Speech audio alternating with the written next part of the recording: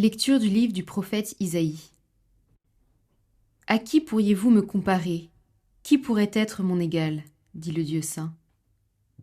Levez les yeux et regardez. Qui a créé tout cela? Celui qui déploie toute l'armée des étoiles et les appelle chacune par son nom. Si grande est sa force et telle est sa puissance que pas une seule ne manque.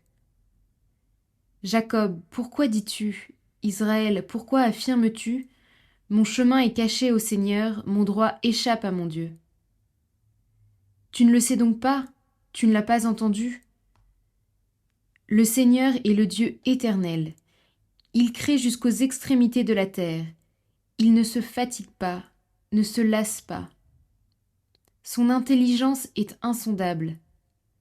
Il rend des forces à l'homme fatigué, il augmente la vigueur de celui qui est faible. Les garçons se fatiguent, se lassent, et les jeunes gens ne cessent de trébucher. Mais ceux qui mettent leur espérance dans le Seigneur trouvent des forces nouvelles. Ils déploient comme des ailes d'aigle, ils courent sans se lasser, ils marchent sans se fatiguer.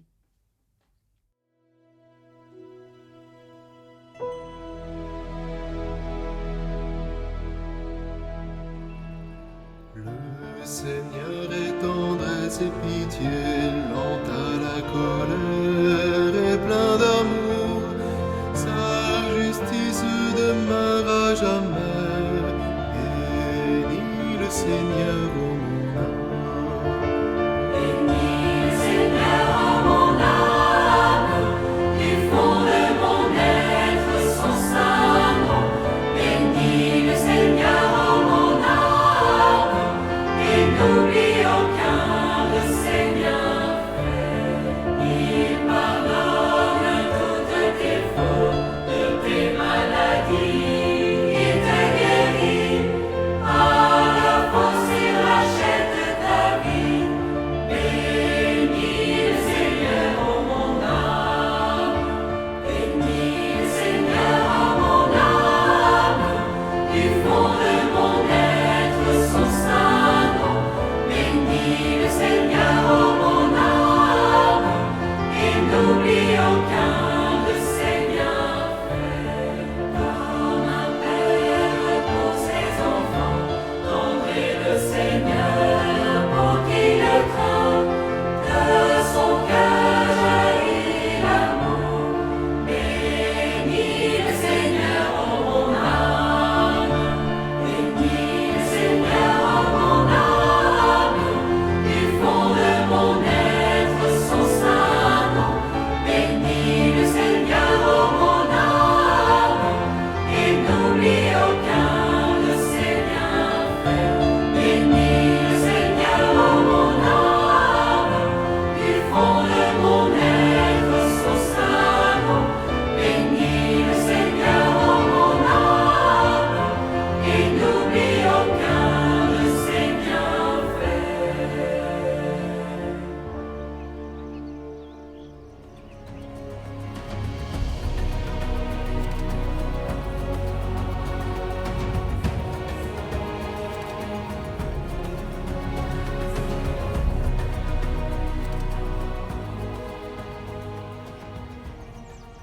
Évangile de Jésus-Christ selon saint Matthieu.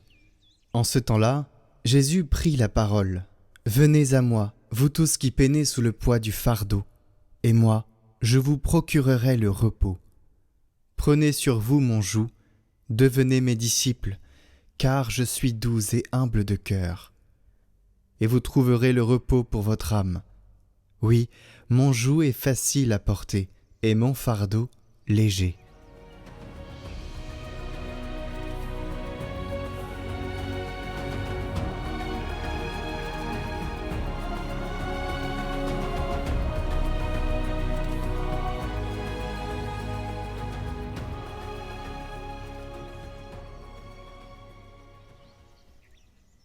Jésus nous dit aujourd'hui « Venez à moi, vous tous qui peinez sous le poids du fardeau, et moi, je vous procurerai le repos. » C'est sans doute l'une des paroles les plus consolantes de tout l'Évangile.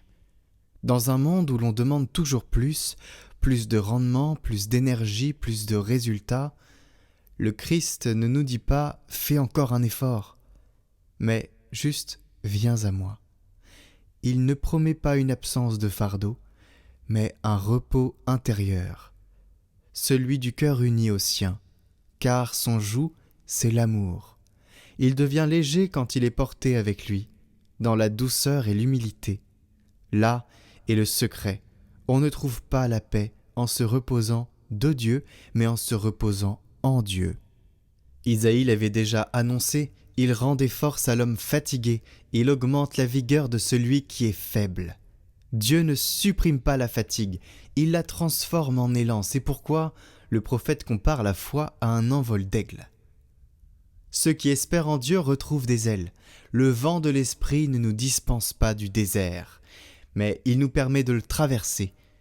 Le chrétien ne s'épuise pas dans l'activisme, il apprend à puiser. Quand tout paraît sec et stérile, la parole de Dieu, souvenez-vous de ce qu'on disait hier, devient comme une source cachée. Il ne se fatigue pas, il ne se lasse pas. Celui qui demeure dans cette parole retrouve jour après jour la vigueur de la confiance, la douceur de l'humilité et la joie d'un cœur apaisé. Alors la recette, chers amis, c'est de se reposer sur le cœur de Jésus, de lui donner tous nos soucis et d'espérer en lui, quoi qu'il arrive, quoi qu'il advienne, quoi qu'il se passe. La vraie joie est quand on laisse les rênes au Seigneur. Lui seul peut nous guider dans la bonne direction. Lâchez du lest. Faites confiance et priez. Aujourd'hui, nous fêtons Notre-Dame de Lorette, patronne des voyageurs et des foyers. La tradition raconte que la Sainte Maison de Nazareth, où l'ange salua Marie, aurait été transportée par les anges jusqu'à Lorette, en Italie, et cela avec objectif d'être préservée des invasions. Ce lieu rappelle que Dieu habite les maisons simples, les cœurs pauvres, les lieux où la parole se fait accueil. Là où Marie a dit oui, Dieu s'est fait chair, rappelons-nous cela, car c'est à nous de dire oui parfois au Seigneur, pour que son œuvre s'accomplisse en nous. Ô Notre-Dame de Lorette, toi qui as accueilli le Verbe dans ta maison, abrite nos fatigues et nos peurs, donne-nous de retrouver au cœur du tumulte la paix silencieuse de Nazareth, où l'amour de Dieu devient force et où toute vie devient prière. Amen. Notre-Dame de Lorette, priez pour nous. Venez à moi, vous qui portez un fardeau. Venez, vous tous qui peinez. Et moi, je vous soulagerai. Je suis le repos de vos âmes.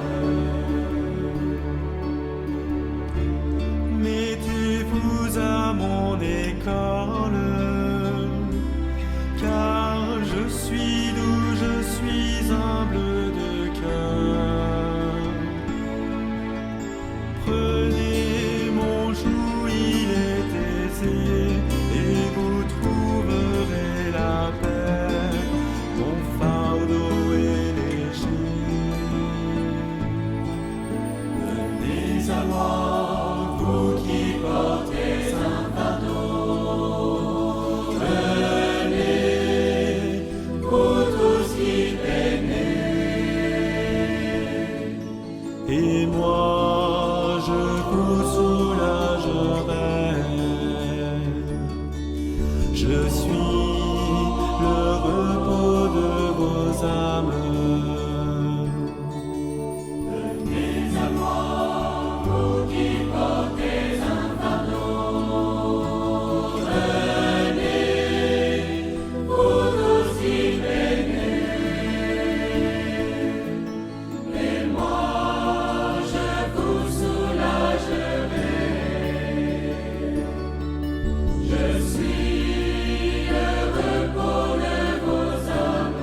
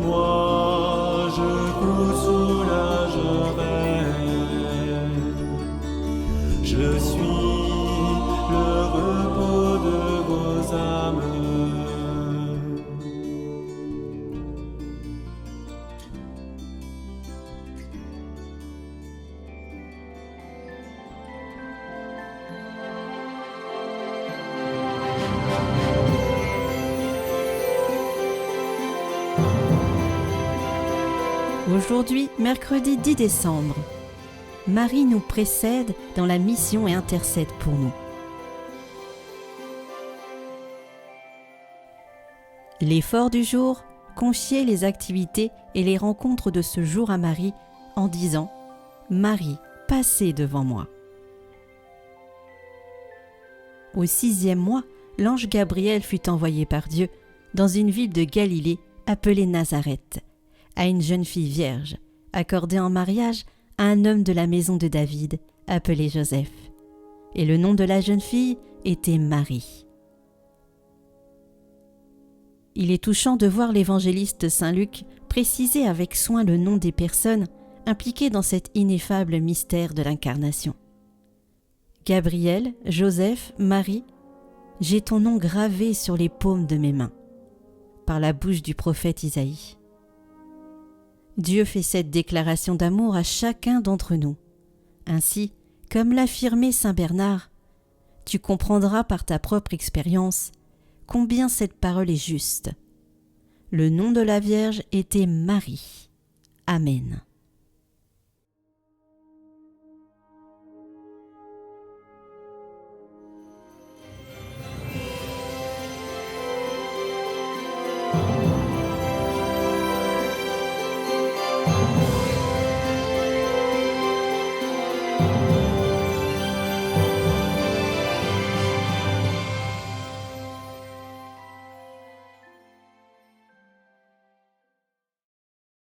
Retrouvez dès à présent les transcriptions des commentaires de Catoglade sur notre site, en lien en description, ou sur catoglade.com. Chers amis, la mission Catoglade a besoin de vous. Nous faisons un appel aux dons pour continuer notre mission à distribuer et répandre la parole avec de multiples projets. Merci à vous de nous soutenir. Faites un don pour la mission Reçu fiscal possible. Le lien est dans la description. Nous vous remercions pour votre soutien et vos prières.